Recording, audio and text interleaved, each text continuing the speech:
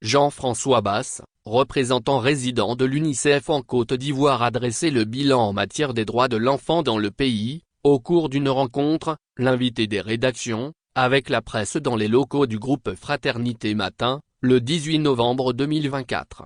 Pour Basse, les 35 ans de la Convention relative aux droits de l'enfant, une avancée historique. Les domaines d'intervention prioritaires de l'UNICEF en Côte d'Ivoire, notamment la santé, la protection de l'enfant, l'éducation, la nutrition, l'eau, l'assainissement et l'hygiène, l'inclusion sociale et les adolescents et jeunes, ont connu des avancées significatives. Cependant, le représentant résident de l'UNICEF a également mis en évidence des défis tels que la déclaration des naissances, le handicap et l'inclusion, ainsi que la protection contre les violences.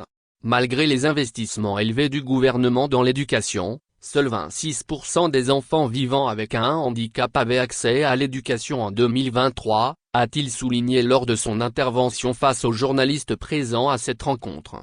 L'UNICEF et le gouvernement ivoirien restent fermement engagés à bâtir un avenir où chaque enfant bénéficie de soins de santé, d'une éducation de qualité, d'une nutrition optimale, d'un environnement protecteur et des opportunités nécessaires pour s'épanouir pleinement, a soutenu Basse.